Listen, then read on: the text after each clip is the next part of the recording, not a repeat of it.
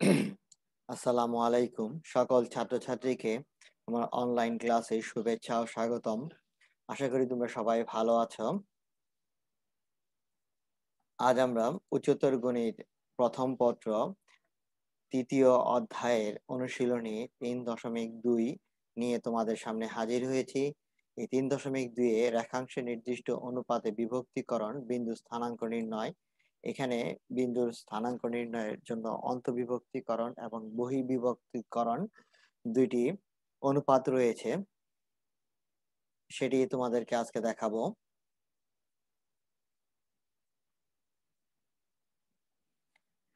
এই বিভক্তিকরণ সূত্রের মধ্যে প্রথমটি হচ্ছে অন্তবিভক্তিকরণ। যেমন দেখো, একটু খেয়াল করো তোমরা সবাই। এখানে এক্স অক্ষ এবং ওয়াই অক্ষ দুটি অক্ষ নিয়েছি। এক্স অক্ষর এখানে পি এবং কিউ দুইটি বিন্দু, পি হচ্ছে x1 এবং y1 এবং কিউ হচ্ছে x2 এবং y2। এই x2 কে আমরা আর বিন্দুতে স্থানাঙ্ক নির্ণয় করব, সেই জন্য এই আর বিন্দুর পি আর এই অংশটিকে m1 এবং কিউ আর এই অংশটিকে m2 ধরেছি।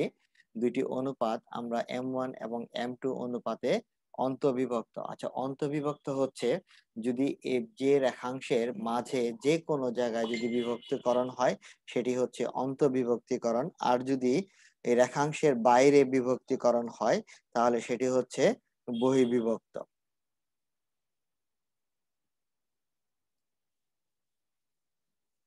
তাহলে এবার দেখো, এখানে পি আর ইস টু হচ্ছে কিউ আর m1:m2। তাহলে পি কিউ এবং আর বিন্দু তিনটি ও এক্স রেখার উপর দেখো, যদি আমরা লম্ব আঁকি, পি থেকে পিএম এবং কিউ থেকে কিউএন এবং আর থেকে আর এস, এই তিনটি লম্ব আঁকলাম। আবার পি বিন্দু থেকে আর এস এর উপর পিটি লম্ব আঁকি এবং কিউ বিন্দু হতে আর এল একটি লম্ব আঁক। তাহলে তোমরা খেয়াল করে দেখো,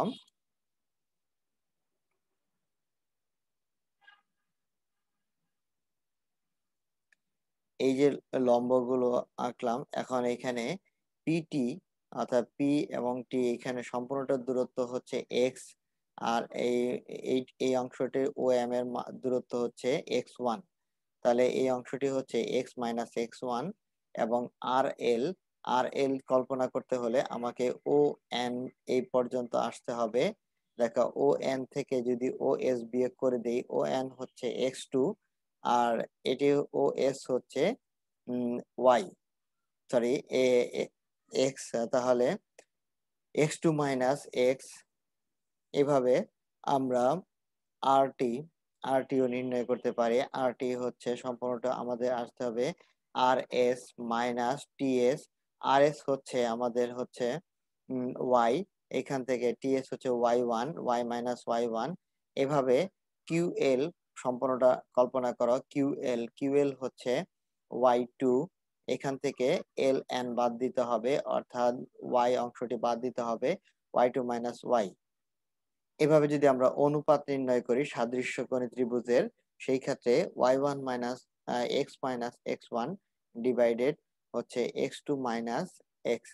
তাহলে m1/m2, এবার আর আর গুণ করে নাও, আর আর গুণ করে নিলে দেখো এখানে m1 এর সাথে x2 মাইনাস m1 এর সাথে x, আবার m2 এর সাথে x এবং মাইনাস m2 এর সাথে x1। এবার আমরা কি করব, m2 যোগ করে m1 এই পাশে নিয়ে আসবো। তাহলে এখানে m1 m2 আর এখানে m1 x m2 x। তাহলে এখান থেকে যদি আমরা x কমন নিই, দেখো আমরা যদি একটু ঘুরিয়ে লিখি x কমন নিয়ে, তাহলে m1 প্লাস m2 টা ভাগ হয়ে নিচে চলে যাবে, অর্থাৎ x এর অনুপাত মান হচ্ছে এটা। m1 প্লাস m2 এর সাথে x2 ইন্টু y1 এবং অনুপাত হচ্ছে m1 প্লাস m2। আমরা অনুরূপ ভাবে আমরা y এর মানটিও নির্ণয় করতে পারি। দেখো, এই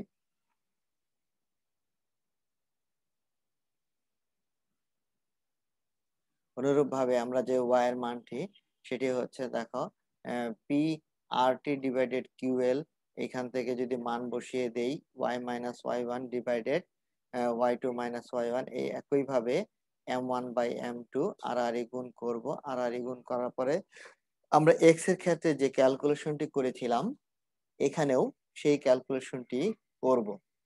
সেটি করার পরে আমরা যে ওয়াই কমন নিয়েছি সেই ওয়াই কমন নেওয়ার পরে এখানে আমরা m1y2 plus m2y1 divided m1 plus m2 পাওয়া যাবে। অর্থাৎ এটি হচ্ছে ওয়াই এর মান। তাহলে আমরা আর বিন্দু স্থানাঙ্ক পাচ্ছি, আমরা স্থানাঙ্ক হচ্ছে এক্স কমা ওয়াই, তাহলে আর বিন্দু স্থানাঙ্ক হচ্ছে এক্স এর মান এটি কমা ওয়াই এর মান অনুপাত। এই অনুপাতটা তোমাদের দেখে অনেকটা কঠিন মনে হচ্ছে, কিন্তু এটি একটি সহজ টেকনিক তোমাদেরকে শিখিয়ে দিচ্ছি। তোমরা প্রথমে কি করবে দেখো, প্রথমে এই দা m1 প্লাস m2 এইভাবে দুই পাশেই লিখে নিবে। m1 প্লাস m2 তোমরা দুই পাশে লিখে নিলে, লেখার পরে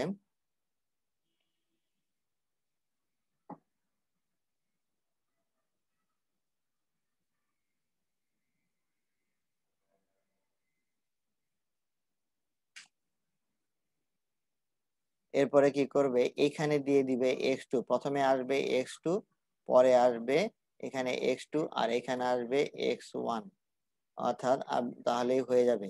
একইভাবে m1 plus m2 m1 plus m2 লিখবে, লেখার পরে বামে দিবে y2 আর ডানে দিবে y1। তাহলে এইভাবে যদি মনে রাখো তাহলে তোমরা অবশ্যই এই সূত্রটি সহজে মনে রাখতে পারবে।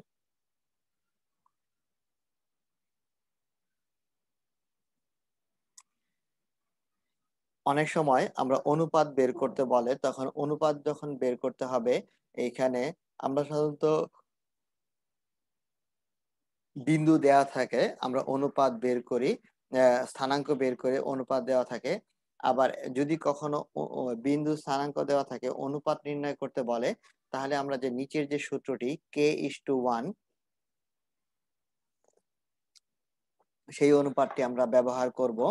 যেমন যদি আর বিন্দুটি পি কিউ কে কিউ এবং k:1 অনুপাতে অন্তর্বিভক্ত করে, সেই ক্ষেত্রে P R is to Q R equal to আমরা k:1 ধরবো। এই k:1 ধরলে কেননা কে এখানে অজানা রাশি হচ্ছে একটি কে, তাহলে এই অজানা রাশি কে এর মান নির্ণয় করলেই অনুপাতটির মান নির্ণয় করা হয়ে যাবে।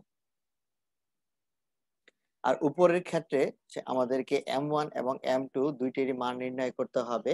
সেই ক্ষেত্রে একটু সমীকরণটা একটু জটিল হবে, হিসাবটাও একটু কঠিন হয়ে যাবে। যার কারণে আমরা অনুপাত সবসময় খেয়াল রাখবে, অনুপাত নির্ণয়ের সময় আমরা k:1 অনুপাতটি ব্যবহার করব।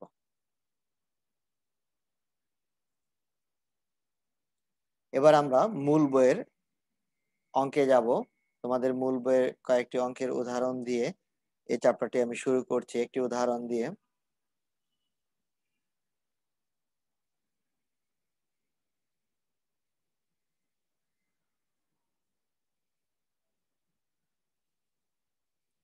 দেখো 3,7 এবং 6,10 বিন্দুদ্বয়ের সংযোগ রেখাকে যে বিন্দুটি 2:1 অনুপাতে অন্তর্বিভক্ত করে তার স্থানাঙ্ক নির্ণয় করতে হবে। প্রথমে আমরা অন্তর্বিভক্তিকরণ যে বিন্দুটি নির্ণয় করতে হবে সেই বিন্দুটি আমরা ধরে নিলাম আলফা কমা বিটা।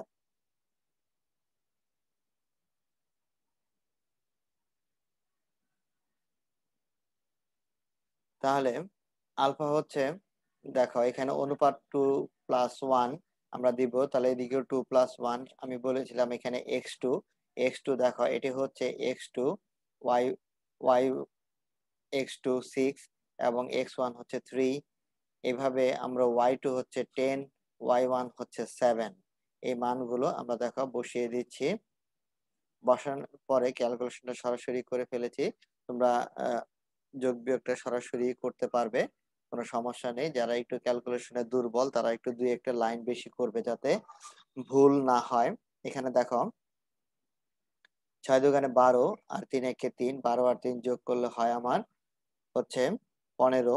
নিচে রয়েছে 3+1 2, সরি 2 + 1 3, তাহলে 3 × 5 = 15 5, আর এদিকে 2 × 10 20 প্লাস 1 × 7 7 7 + 20 হচ্ছে 27। আমরা 27 কে 3 দিয়ে যদি ভাগ করি তাহলে আমরা পাচ্ছি 9। অতএব এই অন্তবিভক্ত করে আমরা যে স্থানাঙ্কটি নির্ণয় করলাম সেই স্থানাঙ্কটির হচ্ছে 5,9। আশা করি তোমরা সবাই ভালোভাবে বুঝতে পেরেছো। আরো দু একটি উদাহরণ তোমাদেরকে দিচ্ছি, দেখো।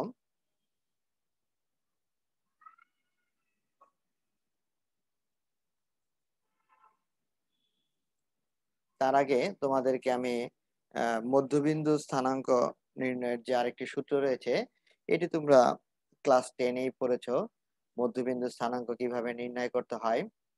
তারপরেও তোমাদেরকে আরো একবার স্মরণ করিয়ে দিচ্ছি। যদি একটি বিন্দু x1, x2 এবং কিউ বিন্দু x2, y2 হয়, তাহলে সেই বিন্দুদ্বয়ের মধ্যবিন্দু স্থানাঙ্ক হবে, আমাকে x দুটি যোগ করে 2 দিয়ে ভাগ, x1 + x2 divided 2, y1 + y2 divided 2। এটি হচ্ছে আমাদের মধ্যবিন্দু স্থানাঙ্ক।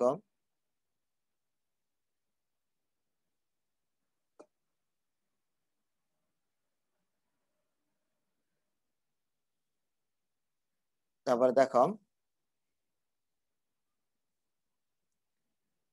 9, এখানে হচ্ছে উদাহরণ হচ্ছে 2, 9, 12, আরেকটি রয়েছে 7, 8। বিন্দুদ্বয়ের সংযোগ রেখার মধ্যবিন্দু স্থানাঙ্ক নির্ণয় করতে হবে। তাহলে মধ্যবিন্দু স্থানাঙ্ক নির্ণয়ের ক্ষেত্রে আমরা যেমন মধ্যবিন্দু স্থানাঙ্ক ধরে নিলাম আলফা বিটা, তাহলে আমরা সূত্র অনুযায়ী x1 হচ্ছে 9, x2 হচ্ছে 7, x1 + x2 9 + 7 ডিভাইডেড 2, এবং y1 + y2 y1 + y2 হচ্ছে y1 + y2 হচ্ছে এখানে y1 হচ্ছে 12 এবং y2 হচ্ছে 8, 12 + 8 হলো 20 ডিভাইডেড 2 10, আর এখানে আসতেছে আমার 16 ডিভাইডেড 2 8, অর্থাৎ নির্ণয় মধ্যবিন্দু স্থানাঙ্ক হচ্ছে 8, 10।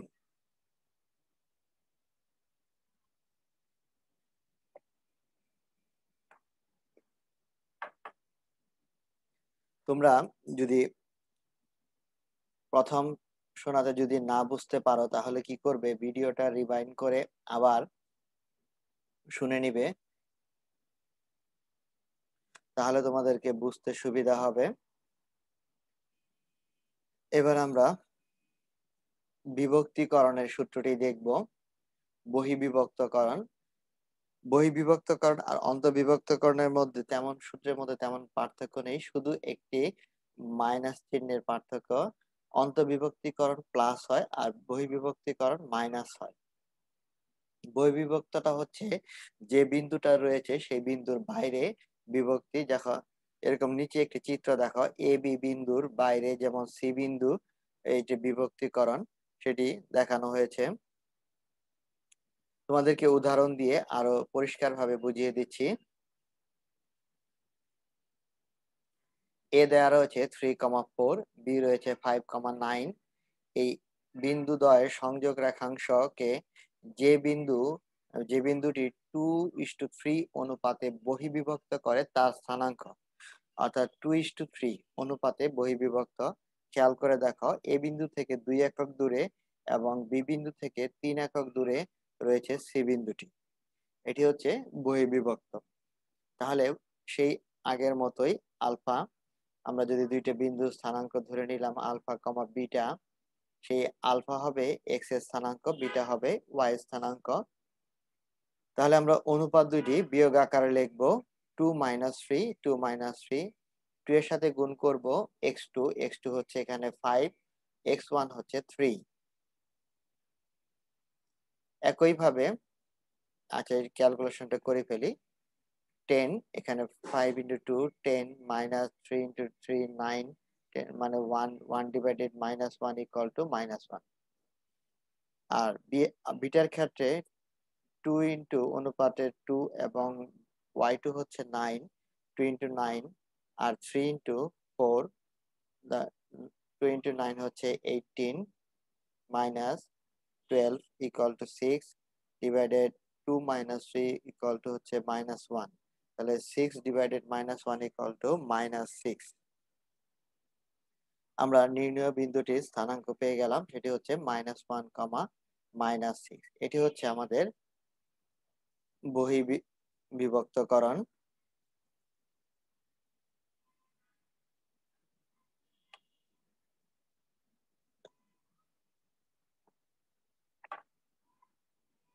এবার আমরা মূল বইয়ের অনুশীলনীর অঙ্কটি দেখব, সেটি হচ্ছে তোমাদের রূপন্তী প্রকাশনীর 2-1 অনুশীলনী 3.2, 2-1 দেখে নাও। তোমরা নিজে নিজেও অঙ্কটি একবার পড়বে, বই থেকে, মূল বই থেকে অঙ্কটি একবার পড়ে নাও, তারপরে আমি তোমাদের সমাধান করে দিচ্ছি।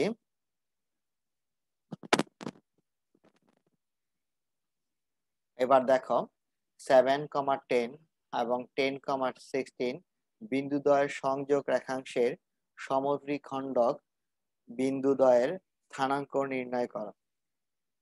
তার মানে এমন একটি রেখাকে এমন ভাবে বিভক্ত করতে হবে যাতে তিনটি অংশই সমান হয়, সমানভাবে বিভক্তিকরণ করা যায়। যেমন তাহলে আগে প্রথমে আমরা দেয়া আছে এগুলো লিখে নিব। এবি রেখাংশকে আমরা মনে করলাম পি এবং কিউ বিন্দুতে সমান অংশে বিভক্ত করি। সেই বিভক্তিটা দেখে নাও ছবিতে, ছবিটি অবশ্যই দিবে এখানে পি এবং কিউ।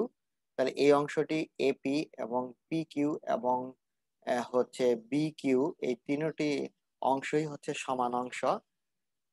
এবার আমরা পি বিন্দুতে স্থানাঙ্ক নির্ণয় করব। একটু খেয়াল করো এখানে কয়টা অংশ রয়েছে, তিনটা অংশ।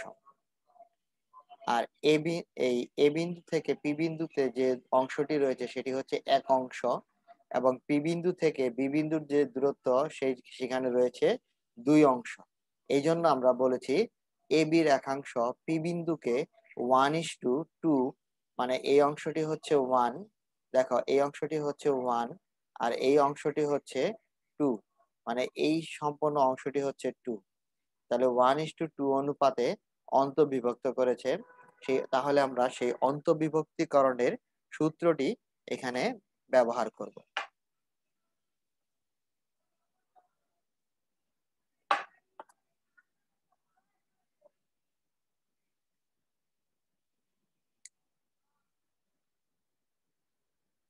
তাহলে পি বিন্দু স্থানাঙ্ক হচ্ছে আমাদের কি, দেখো এখানে অনুপাত হচ্ছে 1+2, এখানে 1+2, 1 এখানে আসবে x2 আর এখানে আসবে x1। তাহলে x2 হচ্ছে, এইখানে x2 দেখো 10, একটু খেয়াল করে দেখো x2 হচ্ছে 10 এবং এখানে হচ্ছে y1 হচ্ছে 7, এই বিন্দুটি বসিয়ে দিয়েছি।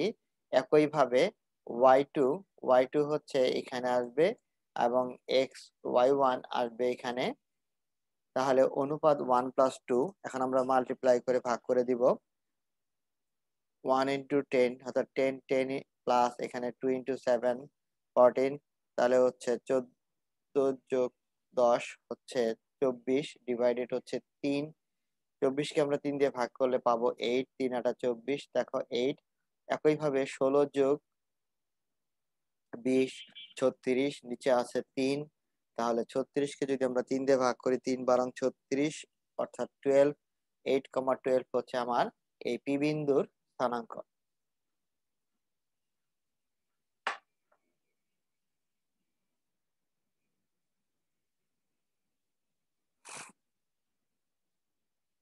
এবার আমরা কিউ বিন্দু স্থানাঙ্ক নির্ণয় করব।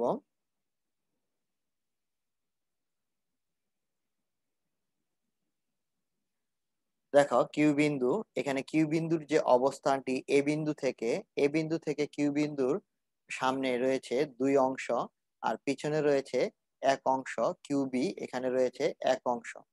তাহলে আমরা বুঝতে পারছি এই সামনে রয়েছে দুই অংশ, পিছনে রয়েছে এক অংশ।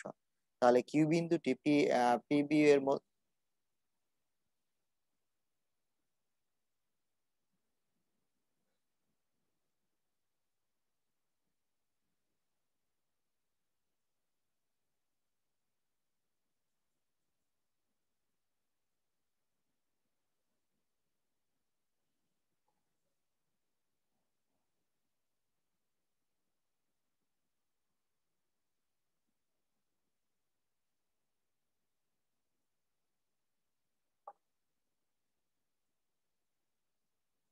দেখো, এখানে আমরা অনুপাত দিয়েও বের করতে পারি, 2:1 অনুপাত, অথবা আরো একটি সহজ পদ্ধতি তোমাদেরকে দেখিয়ে দিচ্ছি।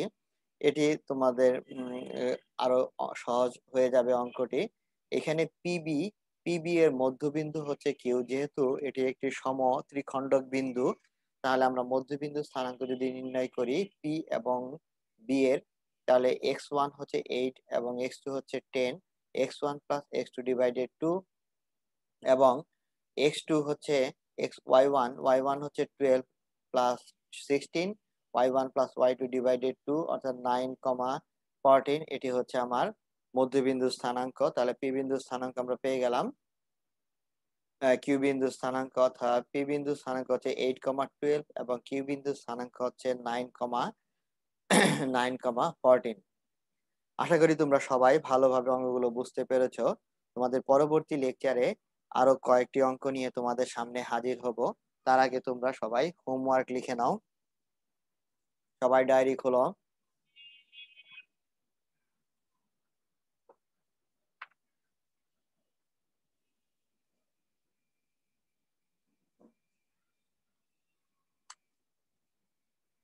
3.2 সবাই দেখে নাও। 3.2 পেজ নাম্বার বের করো। 3.2 হচ্ছে 89, পেজ নং হচ্ছে 89। আমরা 2 এর 1 নম্বর অঙ্কটি করেছি। তোমরা কি করবে, 2 এর 2 লিখে রাখো, 2 এর 2, 3 এর 2।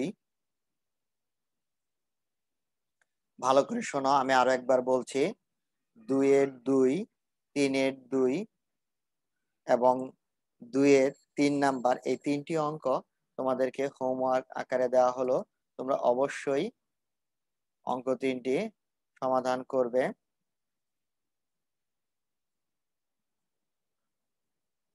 অঙ্ক তিনটি সমাধান করে আমার মেসেঞ্জারে পাঠিয়ে দিবে। সুন্দর করে ছবি তুলবে, স্পষ্ট করে ছবি তুলে আমার মেসেঞ্জারে পাঠিয়ে দিবে।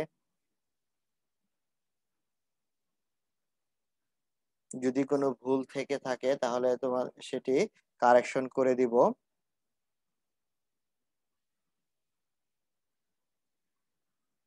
সবাই ভালো থেকো, সুস্থ থেকো। খোদা হাফেজ। আজ এই পর্যন্তই।